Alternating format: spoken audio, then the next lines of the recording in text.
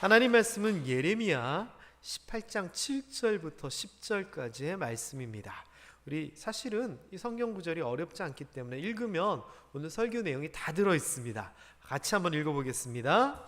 내가 어느 민족이나 국가를 뽑거나 부수거나 멸하려 할 때에 만일 내가 말한 그 민족이 그의 악에서 돌이키면 내가 그에게 내리기로 생각하였던 재앙에 대하여 뜻을 돌이키겠고, 내가 어느 민족이나 국가를 건설하거나 심으려 할 때에 만일 그들이 나 보기에 악한 것을 행하여 내 목소리를 청종하지 아니하면 내가 그에게 유익하게 하리라고 한 복에 대하여 뜻을 돌이키리라. 아멘. 우리 아까 기도하신 마웅은 장로님께서도 언급하셨지만 호국의 달 6월입니다. 그리고 내일 모레 현충일입니다. 현충일 참 개인적으로 좋아하는 날입니다. 말이 표현이 좀 그런데, 왜냐하면은 학교 다닐 때는 빨간 날이었고 목회하고 나서는 뭔가 할 수 있는 날, 예를 들어서 등산대회, 야유회, 체육대회, 그래서 너무 좋아했습니다. 그래서 석가탄신일하고 이 현충일이 굉장히 제가 어릴 때부터 좋아했던 날입니다. 하지만 현충일은 그런 날이 아니잖아요. 오늘 조금 자리가 썰렁한 이유가 연휴인 것 같아서 그래요. 토, 일, 월요일은 학교 재량 휴업일, 화요일 현충일, 그냥 나올 동안 푹 쉬시는 날인데, 현충일이 사실 그러라고 만든 날이 아니에요. 현충일은 드러나다 할 때 현자하고 충성, 충자가 들어가 있는 날이에요. 그래서 충성이 나타나고 드러나는 날이다 라고 하는 그런 말이에요. 이 날은 다 아시듯이 우리나라를 지키는데 생명을 다 바치신 그분들을 기리는 귀한 날이에요. 1953년도 6.25가 끝나고 한 3년쯤 지나서 이 현충일이 제정이 됩니다. 그때는 현충기념일 이렇게 5글자로 불렸는데 기니까 현충일 부르다가 1975년도에 아예 현충일로 사람들이 부르는 그 표현 그대로로 고칩니다. 그리고 이 현충일은 단순히 6.25 전쟁만, 그때 전사하신 분들만 대상으로 한 게 아니고 그 외에도 이 나라를 위하여 목숨을 바치신 분들을 기리는 그런 귀한 날입니다. 현충일날 그냥 우리가 쉬는 날이다, 빨간 날이다 이렇게 생각하고 지나는 것이 아니라 진짜 이 나라를 위하여 말 그대로 목숨까지 바치신 그분들에 대하여 기리고 감사할 수 있는 그런 날이 되었습니다. 이런 현충일이 있기 때문에 또 우리 가슴 아픈 6.25 동란, 6.25가 있기 때문에 이 6월은 나라를 생각하는 그런 달로 교회에서도 지킵니다. 이 나라를 위하여 삶을 바치신 분들을 기리고 감사함과 함께 교회는, 또 우리 성도들은, 또 우리 개인들은 그럼 나는 지금 이 나라를 위하여 무엇을 하고 있는가? 저는 좀 생각해 보았으면 좋겠다라고 마음을 먹고 오늘 이 말씀을 전합니다. 일단 우리나라 이야기를 좀 하려고 합니다. 우리나라가 이제는요, 말 그대로 선진국이다라고 부를 만도 합니다. 그래서 여러 가지 지표와 통계들이 있겠지만 우리나라가 세계 7대 군사 강국이니 세계 몇 대 경제 강국이니 이런 식으로 얘기를 하면서 이제 우리나라가, 사실 저 어릴 때는 개발도상국이라고 하는 표현을 썼는데 이제는 말 그대로 선진국의 대열에 올라섰다 이야기할 만합니다. 그런데 이렇게 좋은 우리나라이지만 곳곳에 아주 불안한 요소들이 있습니다. 우리나라에 대한 불안한 요소들을 이제 좀 생각해 보면, 일단 경제 앞으로 수출 이런 거, 경제적인 거 제가 뺐습니다. 왜? 너무 광대해서. 몇 가지 좀 제가 중요하다 생각되는 것들을 좀 찾아봤는데요. 우리나라가 예전보다 좋아졌는데 앞으로 더 좋아지려면 이 불안 요소들을 좀 제거해야 된다 생각합니다. 그리고 이것을 그냥 놔두면 말 그대로 불안 요소들이 나중에 우리나라를 좀먹게 될 거다라고 생각이 들어요. 그래서 제가 이리저리 자료도 찾아보고 기사도 찾아보고 했는데, 제가 보기에 우리나라 젊은이들이, 미래를 감당할 젊은 세대들이 가장 불평 가질 만한 게 뭐냐? 바로 이거였습니다. 빈부격차.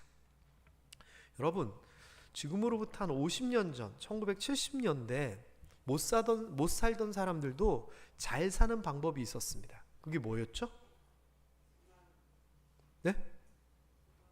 새마을운동. 예, 국가적으로는 새마을운동이고요. 개인적으로 출세하면 됐습니다. 출세는 어떻게 하면 됐죠? 공부 잘하든지 뭔가 잘하면은 출세를 했어요. 그때 표현에. 그러면은 막 구질구질하게 살던 그런 사람이라도 대학에 잘 들어가서 좋은 데 취직하든지 뭐 고시에 합격하든지 아니면 열심히 돈을 벌고 뭐 기술이 있어서 가게를 창립하든지 그러면은 갑자기 잘 살게 됩니다. 그래서 집도 사고 차도 사고 전화기도 넣고 뭐 이러면서 어렵고 힘들게 살던 사람이 뭔가 좀 열심히 노력하고 어떤 계기가 생기면 이른바 잘 살 수 있었습니다. 그래서 그것이 목표가 돼서 열심히 일하고 공부하고 그랬죠. 그런데 이게 왜 중요하냐면은 빈부의 격차라고 하는 것은요, 가난한 사람이 어떻게 열심히 노력해서 부유하게 되는 이 거리가 저는 빈부 격차인 것 같습니다. 그런데 지금은요, 이 빈부의 격차가 더 커져 버렸습니다. 지금은 공부 잘해가지고 부자 되기 생각보다 힘듭니다. 부자 돼가지고 돈을 모아도요, 내가 이만큼 돈을 벌었다 쳐도 내 위에 수백억을 가진 그런 진짜 부자들도 있기 때문에 내가 이만큼 돈이 있지만 저 위를 바라보면 더 많은 사람이 보입니다. 그래서 상대적 박탈감이라고 내가 가지고 있지만 없는 것처럼 그런 느낌이 들기도 해요. 이 차이가 예전에는 빈부의 격차가 요랬으면 지금은 훨씬 더 커졌습니다. 그러다 보니 젊은이들이 희망이 없는 겁니다. 내가 공부해서 뭐해? 옛날에는 그렇지 않았어요. 공부를 하든지 기술을 가지고 가든지 이래서 뭔가 자기 길을 걸어가면 됐거든요. 근데 지금은요, 공부 열심히 해봐야 한계가 보이는 거예요.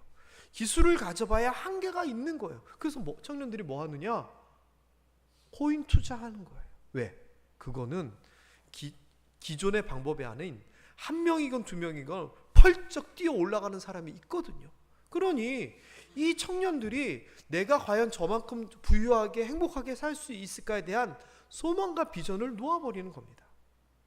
그래서 이게요, 가면 갈수록 더 커지고 있는 사람들은 있고 없는 사람들은 없고 문제가 되리라 생각합니다. 이것을 보완하는 게 국가적으로 복지라는 거잖아요. 복지. 그런데 빈부의 격차가 벌어지는 이 속도보다 복지 혜택이 따라가지를 못하니 이게 지금 우리의 문제가 되고 있는 것 같아요. 또 사실 우리나라의 가장 큰 불안 요소는 갈등이라는 단어로 설명할 수 있을 것 같습니다. 사회적으로 너무 갈등 요소들이 많아요. 대표적인 게 세대 갈등이죠. 어르신들하고 젊은이들이 편 나눠서 싸워요. 인터넷에서 보면은 틀딱이 무슨 말인 줄 아세요? 모르시는 게 차라리 낫겠다. 틀리낀 사람들을 틀딱이라 부르면서 되게 뭐라 그래요.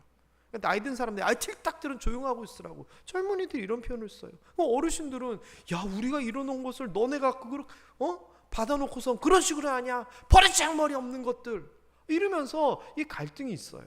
여러분 대충 뭔지 아시죠? 근데 이게 공론화가 되어졌고 사람들이 다 알아져 버린 거예요. 게다가 남녀 갈등도 대단하잖아요. 남자 여자 편 먹고 싸우고, 남자는 이쪽 편 여자는 이쪽 편. 그것도 아니고 이게 뭐예요? 페미니즘이 어떻고 마초니즘이 어떻고 하면서 굉장히 많은 남녀 갈등이 사회의 문제로서 드러나요. 게다가요, 우리가 잘 알고 있는 지역 갈등 해소가 될 기미가 안 보이잖아요. 지역 갈등 선거 때만 되면 부추기는 사람들이 있잖아요. 그러다 보니 지역 갈등 갈수록 심해지는 것 같아요. 그리고 정치 갈등, 이 얘기는 그냥 안 하겠습니다. 제가 할 말이 없어요. 옛날에는 민주주의냐 독재냐 이런 갈등이었잖아요. 그리고 그 다음에는 인물을 봤잖아요. 또는 정당을 보고요. 근데 지금은 뭐예요? 모르겠어요. 정치가요, 오락이 돼버리고 예능이 돼버리고 스포츠가 돼버린 것 같아요. 그냥 열광하면서 우리 편 응원하고, 나는 어디 소속이 되어 있고 상대편은 무조건 져야 되고, 내가 이기면 신나고 우리가 지면 죽을 것 같고. 정치가 그런 거예요?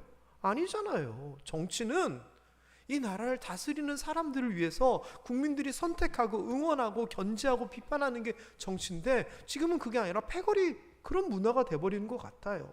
진보가 어떻고 보수가 어떻고 너는 어디야? 소속을 강요하고, 그리고 거기에 따라가기를 원하고, 그러면서 우리나라 어때요? 이번 정권, 지난 정권 합쳐가지고 대통령이 뭔가를 했을 때 야당에서 잘한다고 한 적 있어요? 제가 보기에 한 번도 없는 것 같아요. 이 말은 뭐냐? 나 아니면 적인 거예요. 우리 아니면 남이 돼버린 거고요. 근데 이게요, 정치인들만 그러는 것이 아니라 국민들도 그렇게 돼버렸어요. 명절 때 절대 하지 말아야 될 얘기가 세 가지가 있어요. 첫 번째는 돈 얘기하면 안 돼요. 괜히 건드려서 안 돼요. 두 번째는 종교 얘기 나오면은 아주 시끄러워져요. 그리고 요즘은 정치 얘기 나오면 남녀가 갈리고 세대가 갈리고 지역이 갈려가지고, 명절 때는 절대 이런 얘기하면 안 된대요. 이 말은 무슨 말이에요? 이게 사회적 갈등으로 공론화가 돼 있는 거예요. 게다가 종교 갈등도 심하죠. 예전에는 불교하고 기독교가 경쟁의 관계래, 이른바 경쟁의 관계였어요. 실제로요. 근데 지금은요, 싸움의 관계예요. 게다가 이슬람교 끼어들었죠. 게다가 이단 사이비들 끼어들었죠. 그리고 기독교 내에서도 또는 불교 내에서도 종파별로 또 진영별로 싸움이 일어나요. 기독교도 이리 갈리고 저리 갈리고 문제 많잖아요. 복음 때문에 그래요? 아니요. 정치적이고 다른 인간적인 요인 때문에 갈라지면서 얼마나 많은 싸움이 있었어요. 여러분, 이런 갈등 가만히 놔두고 지금 잘 진화하지 못하면 대한민국의 미래가 밝다라고 이야기하기 힘들 것 같아요. 게다가 제가 생각하는 우리나라의 대한민국에 아주 불안한 요소가 있는데, 그게 뭐냐? 한번 읽어보실래요? 시작. 전통적으로 우리가 알고 있었던 가정의 모습이 있잖아요. 그게 해체돼 가고 있어요. 근데 이게 가속과 속도가 엄청 빨라지기 시작했는데, 어느 정도냐? 우리나라가 세계 1등 먹었대요. 뭘 세계 1등 먹었느냐? 출산율 최저 세계 1등 먹었어요. 이 작년에 보니까 이 출산율을 0.78이라고 하는 이 숫자로 나타내는데, 제가 좀 설명을 드리면, 출산율을 어떻게 통계를 내냐면은 15세부터 49세까지 여성, 가임 여성이라 그래요. 그 가임 여성이 평생 살면서 아이를 몇 명 낳는지를 통계적으로 이야기를 하는 거예요. 그래서 그 세대가 그대로 인구가 유지되려면 출산율이 몇이 돼야 될까요? 2가 돼야 돼요. 왜? 여자가 한 명이 낳고 남편이 남자 목까지 낳아줘야 되니까 둘을 낳아야지 가정 2명 이게 세대가 유지가 돼요. 그런데 이게 우리나라가 인구가 많아지고 나니까 예전에 무슨 말을 했죠? 둘도 많다, 하나나 뭐 잘 키우자, 뭐 이런 얘기들이 막 나왔잖아요. 그런데 이게 고정이 됐어요. 그리고 앞에서 얘기했던 갈등, 빈부격차, 이런 여러 가지 요인 때문에 아이를 낳아 키우는 게 힘든 세상이 돼버렸어요. 그래서 정부가 돈을 쏟아붓는데도 아이를 안 낳잖아요. 힘들다는 거예요. 그래서 지금 0.78, 이 말은 뭐냐? 가정이 자녀를 몇 명 낳는다? 한 명도 안 낳는 수준까지 됐다는 거예요. 우리나라가 세계 1등 먹었어요. 일본 옛날부터 이 출산율이 낮다고 걱정했거든요. 일본은 1.26명이에요. 우리보다 많아요. 이런저런 이유가 있어서 아이를 적게 낳는데, 지금은요, 이 출산율이 너무 낮아져 버려서 우리나라가 이제 시간이 가면 갈수록 어르신들은 돌아가고 애들은 적어서 문제가 될 거라 그래요. 참고로 저희 세대 때 아이들이 한 해에 몇 명이 태어났냐면은 100만 명이 태어났어요. 근데 지금은요 25만 명도 안 태어나요. 얼마나 줄었는지 이해가 되시죠? 자, 게다가 이 비혼주의라고 하는 이 표현들이 있어요. 독신주의라고 하는 비슷한 표현인데, 이 비혼주의는 독신주의 플러스 결혼은 안 하고 그냥 즐기면서 살겠다, 이런 관계를 같이 포함하고 있어요. 저는 이게 나쁘지 않다라고 생각해요. 이유도 있고 상황도 있고 다 그렇겠죠. 그런데 이걸 장려하는 분위기가 돼버렸어요. 야, 애 낳아 뭐해? 결혼해서 뭐해? 그냥 혼자 사는 게 편하지. 그럴 수 있어요. 그런데 이거를 시대적으로 분위기가 이렇게 띄워주는 건 아니잖아요. 그러면은 누가 가정을 꾸리고 누가 아이를 낳고 우리나라는 어떻게 돼요? 가면 갈수록 더 문제가 되는 거죠. 게다가 며칠 전에 제가 뉴스 기사를 하나를 보고서는 너무 진짜 화가 난 기사가 하나가 있었어요. 그게 뭐냐? 동성혼을 법적으로 추진하는 이야기예요. 그러니까 이 말은 뭐냐? 동성연애 해가지고 결혼을 하는 것을 인정해 달라는 거예요. 그래서 이게 사실은 소송도 들어가가지고 호적도 결혼 확인, 혼인 신고도 받아달라 이런 소송들이 계속 있었거든요. 근데 지금은요 무슨 일이 생겼냐? 모 정당의 어떤 의원이 가족 제도에 대한 변화를 요청을 하면서 법안을 만들자고 건의를 했어요. 그래서 발의가 됐어요. 그런 발의가 됐단 말은 국회로 올리겠다는 얘기예요. 근데 그 내용이 뭐냐? 우리 기존의 가족들은 어떤 가족이었냐면 크게 두 가지. 하나는 남자 여자가 결혼을 해가지고 혼인신고를 하면 가족이 됐어요. 그쵸? 이게 우리가 알고 있는 가족이에요. 그런데 상황이 여의치 않아가지고 법적으로 혼인신고를 못하고 사실혼 관계에 있을 때도 사실 법적으로 보장을 해주고 인정을 해주는 그런 게 있었어요. 그러니까 이 두 가지가 우리나라를 지탱하는 가족 제도의 근간이에요. 그런데 지금 뭐를 올렸냐면은 시대가 다양해짐에 따라서 남자 여자가 이루는 가족 말고 남자의 남자, 여자가 살아도 가족으로 인정해 달라. 법을 만들겠다는 거예요. 이 말은 뭐예요? 동성혼을 법적으로 인정하자는 얘기예요. 누가 이야기를 했냐? 성소수자인 그런 사람들이 운동천에 사는 게 아니라 국회의원이 법안을 발의했어요. 그러니까 시대가 어떤 시대가 돼가는 거예요? 말도 안 되는 시대가 되는 거죠. 그러면 어떻게 돼요? 말 그대로 전통적인 가정? 모르겠어요. 지금 우리나라는 이 정도의 불씨지만요, 미국, 서구 유럽은 다 인정하고 있거든요. 우리나라 어떻게 될지 모르겠어요. 이런 요소들이 있다는 겁니다. 게다가 이거 얘기하면 더 조금 답답해지는데 그냥 간단하게 얘기하면 정치적으로 외교적으로 아까 살짝 언급했지만 얼마나 많은 불안 요소들이 있어요. 남북관계 좋아지는 듯 하다가 멀어지고 또 좋아질 것 같다가 또 싸우는 것 같고 도저히 모르겠어요. 근데 확실한 거는 제가 어릴 때 방공 포스터 붙이던 분위기나 지금 분위기나 서로 비슷한 것 같아요. 서로 총 겨누고 있고. 게다가 동맹관계는 어때요? 우리가 미국 편을 들어야 되냐, 중국 편을 들어야 되냐, 일본 편을 들어야 되냐, 아니면 우리가 뭘 해야 되냐, 이것 가지고도 나라의 국민들이 생각이 다르고 정치인들의 생각이 많이 다르잖아요. 이 문제도 요즘 우리의 이슈이자 불안관계가 되어가고 있어요.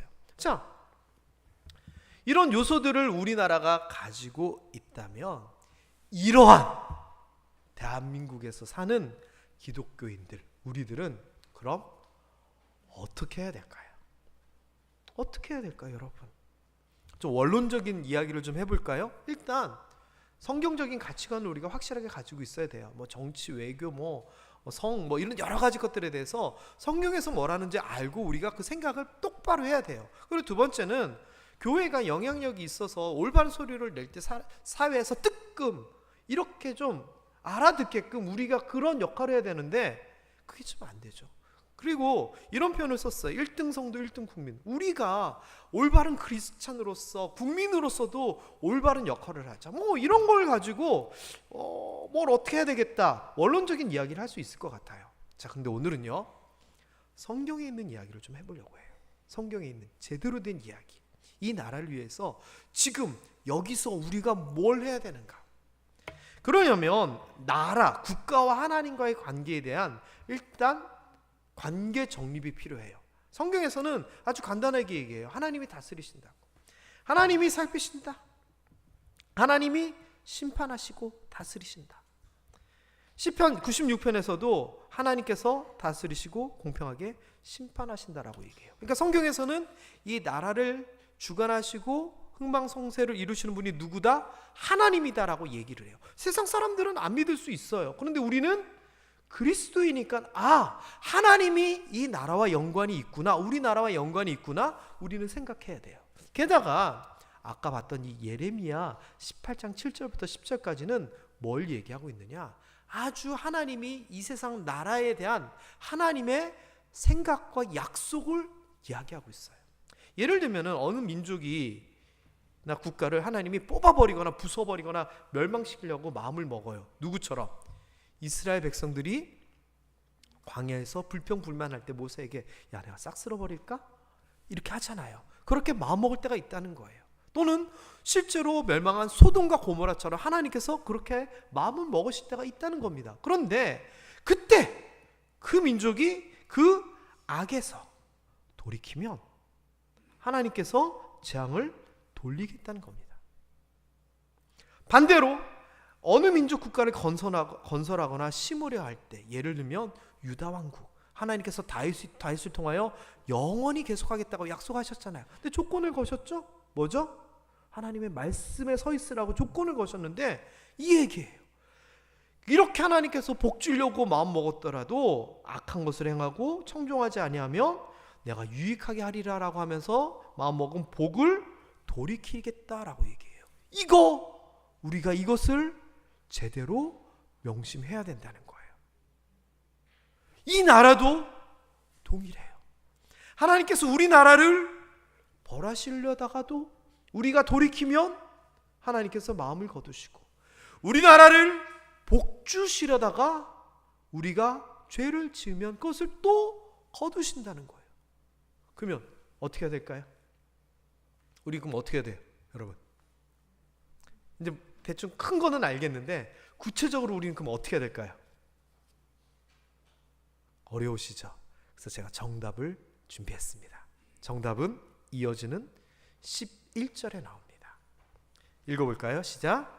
그러므로 이제 너는 유다 사람들과 예루살렘 주민에게 말하여 이르기를, 여호와의 말씀에 보라, 내가 너희에게 재앙을 내리며 계책을 세워 너희를 치려 하노니 너희는 각기 악한 길에서 돌이키며 너희의 길과 행위를 아름답게 하라 하셨다.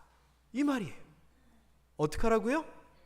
하나님께서 돌이키게 하기 위하여 우리에게 뭘 하라고요? 노란 글씨만 다시 한번 읽어봅니다. 시작. 너희는 각기 악한 길에서 돌이키며 너희의 길과 행위를 아름답게 하라. 자, 보면은요, 중요한 표현이 각기예요. 각기는 뭐예요? 각자, 개인들이 얘기하는 거예요. 나라에 문제가 있었을 때 물론 미스바에서 모여서 회개하고 또는 소를 잡고 속죄제를 드리고 이런 국가적인 뭔가도 할 수 있겠죠. 그런데 지금 여기에서 하나님께서 말씀하시는 건 뭐냐? 나라가 잘못했으면 우선 니들 먼저 회개하라는 겁니다. 우리 먼저 바로 서라는 겁니다. 니들의 삶이, 니들의 길이 아름다워지게끔 하라라고 하나님께서 지금 말씀하시는 겁니다. 그러면 우리가 어떻게 하라는 거예요? 나라가 문제가 생기고 재앙이 생기고 그럴 때 국가적으로 무슨 캠페인을 하고 정치 활동을 하고 참여를 하고 이런 것도 할 수 있어요. 그런데 그 이전에 뭘 하라? 각자 각기 악한 길에서 돌이키라, 회개하라, 너희의 삶이 아름다워지게 하라. 우리의 신앙이 먼저 바로 설 것을 하나님께서 얘기하는 거예요. 그리고 이게 하나님이 그 나라를 불쌍히 여기는 방법이자 하나님께서 뜻을 돌이키게끔 할 수 있는 유일한 수단이 되는 거예요. 그래서 여러분, 우리 한국교회 성도들의 사명이 뭔지 압니까? 이겁니다. 한국이 죄악으로 말미암아 하나님의 심판을 받지 않도록 기도하며 살아가는 게 우리가 할 일입니다. 자, 그런데요, 이게요, 제가 일부 예배 때는 좀 설명을 길게 했는데 재밌는 게 있어요. 예를 들면 이거예요. 1994년도에 프로야구 우승팀이 어딘 줄 아세요? 우리 모함교회는 LG 응원하시는 분이 아무도 없구나. 역사적인 LG 트윈스가 2회 우승을 한 날이 해가 1994년입니다. 그런데 문제는요, 1994년도에 LG가 한국 시리즈 7번 중에서 4번을 이기면 되는데 한 번도 안 지고 4연승을 해가지고 기록적으로 우승을 해요. 이러기는 되게 힘들어요. 자, 그런데 그 해에 일본에도 프로야구가 있거든요. 프로야구 우승팀이 재팬 시리즈 역시 7번 중에 4번을 이기면 되는데 몇 대 0으로 이겼을까요? 또 동일하게 4대 0으로 이겨버렸어요. 그러니까 굉장히 우리나라도 이렇게 4대 0으로 이기는 경우가 드뭅니다. 몇 번 없습니다. 근데 같은 해에 우리나라도 4대0으로 이겼고 일본도 4대0으로 이겼어요. 그런데 그 해에 미국에도 메이저리그 프로야구가 있잖아요. 그 해에 미국 프로야구 우승팀이 월드시리즈에서 몇 대 0으로 이겼을까요? 어떻게 하셨어요?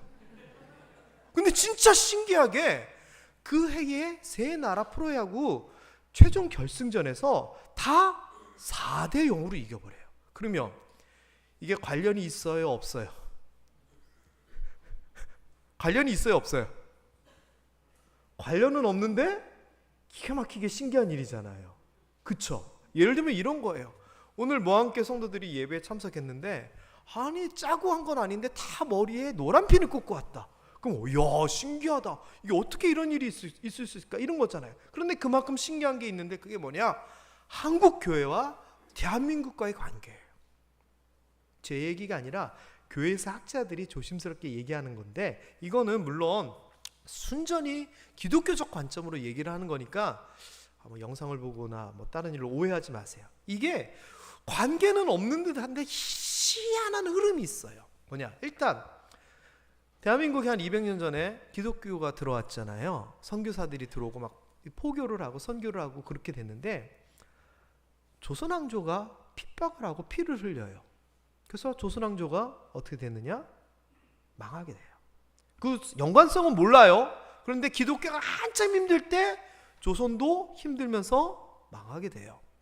그래서 일본에 의해서 압제를 당해요. 압제를 당할 때 의외로 초반기에는 해외 선교사도 용인하고 하면서 기독교가 쭉쭉쭉쭉쭉쭉 올라가요. 교육 사업, 의료 사업, 의료 사업 이런 걸 통해서 우리 교단도 그때쯤 만들어졌잖아요. 1900년도 초에 막 그러니까 1900년도 초 일제 시대에 기독교가 쭉쭉쭉쭉쭉쭉쭉 올라가요. 자 그러다가 일본이 잘 나가다가 나중에 뭘 했느냐? 신사참배를 강요하고 우리나라 예수 믿는 사람들을 죽이고 이런 일들이 생겨요. 그때 우리 선결교단도 신사참배를 거부하다가 교단이 폐쇄돼요. 우리 선결교단의 자랑스러운 역사 중에 하나입니다. 자 그래서 한국 교회를 핍박했더니 어떻게 됐어요? 일본? 패망해요. 잘 나갔죠. 자 그 다음에 보세요. 대한민국 1950년도 우리나라가 어렵고 힘들 때 한국교회는 어떻게 됐어요? 복음의 폭발적인 부흥이 일어났죠. 성장이 일어났어요. 그래서 쭉쭉쭉쭉쭉쭉쭉쭉 올라갑니다. 그때 우리나라의 경제와 국력은 어떻게 됐을까요? 같이 쭉쭉쭉쭉쭉 올라갑니다. 한국 기독교가 정체되고 한국 기독교가 혼란스러울 때 우리나라는 역시 혼란과 정체가 있었습니다. 그러면 아까 제가 얘기한 것처럼 이게 무슨 관계가 있는 것은 아닌데 거참 신기하네. 그런데 관계가 이거는 있습니다. 왜? 하나님이 말씀하셨잖아요. 나라가 악할 때 각기 기도하고 회개하고 돌이키고 아름다운 길을 가면 하나님이 복 주신다고 했잖아요. 그래서 저는요 세상 사람들은 인정하지 않으려는지 모르겠지만 대한민국의 성장과 지금의 이 삶에 있어서 한국 교회와 기도의 역할은 분명히 영적으로 볼 때 아주 큰 역할을 했다 저는 확신합니다.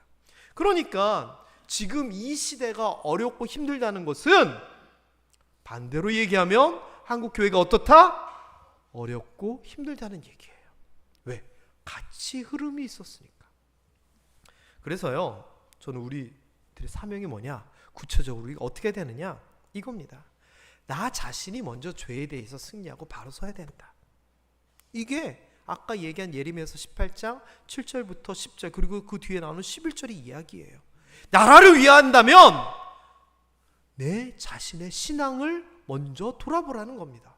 관계없는 것 같죠? 하나님의 모든 역사는 전혀 관계없는 데서 이루어집니다. 왜요? 하나님께서 뭐라고 얘기해요? 나팔을 불면 성이 무너진다고. 나팔하고 성하고 무슨 상관이에요 도대체? 진흙 눈에 바르고 씻으면 눈 떠진다고요? 무슨 상관이에요? 그러나 상관없이 보이지만 순종했을 때 하나님의 역사가 일어났거든요. 이 나라를 위해서 내가 기도하고 회개하는 것이 무슨 상관이 있냐고요? 한국교회가 바로 서는 것이 무슨 상관이 있냐고요? 상관없을지 모르지만 하나님의 연결고리 안에서는 이것이 바로 필요 조건이 되는 겁니다. 그래서 교회가 죄를 이기고 교회가 사람들에게 인정받는 곳이 되어야 되고, 우리가 살아가는 삶의 자리에서 선하고 아름답게 살면서 이 나라가 죄악에 물들지 않도록 작은 촛불과 같이 영향력을 끼치며 살아가야 되는 것, 저는 이게 바로 우리들의 사명이다라고 생각합니다. 여러분, 제가 너무 이상한 얘기하는 것 같죠? 이 나라가 잘 되려면 내가 회개해야 된다고? 맞습니다. 그게 하나님이 제시하신 방식입니다. 그게 한국 역사를 볼 때, 아까 얘기했듯이 일제시대를 이겨낼 때 한 교회 부흥과 기도가 있었고, 6.25 동란 이후의 성장도 우리 교회가 감당했고, 이런 게 다 같은 맥락이고 흐름이다라는 겁니다. 그러니 여러분, 이 나라를 위해서 목숨을 바쳐서 지키신 그분들처럼 지금 우리가 이 나라를 위해서 뭘 할 수 있느냐? 교회가 바로 서야 되고, 교회가 바로 서기 위해선 성도가 바로 서야 되고, 성도라 그러니까 남 얘기 같은데 사실대로 정확하게 표현하면 내가 바로 서야지 이 나라가 바르게 된다는 겁니다. 다시 한번 노란 글씨만 읽어볼까요? 오늘 말씀의 결론이자 우리의 기도 제목이자 우리의 목표입니다. 노란 글씨만 읽어봅니다. 너희는 각기 악한 길에서 돌이키며 너희의 길과 행위를 아름답게 하라 하셨다. 네, 맞습니다. 6월달 나라를 위해서 뭘 해야 되나요? 죄악을 돌이키고 아름답게 선하게 잘 살아가는 것. 관계없어 보이고 상관없어 보이지만 그게 이 나라를 위한 우리의 사명이자 역할인 줄 믿습니다. 옆 사람에게 이렇게 얘기를 좀 해주세요. 가슴을 툭툭 치며 이 나라를 위해서 내가 살아가고 있습니다. 시작. 다시 옆 사람을 가르치면서 우리나라는 당신에게 달려 있습니다. 맞습니다. 그게 하나님의 방식입니다. 우리 모두가 죄악에서 돌이켜서 하나님 앞에 바로 서고 그것을 통하여 이 나라가 하나님이 기뻐하시는 나라, 하나님이 복 주시는 대한민국 되기를 주님의 이름으로 축원합니다. 기도하겠습니다.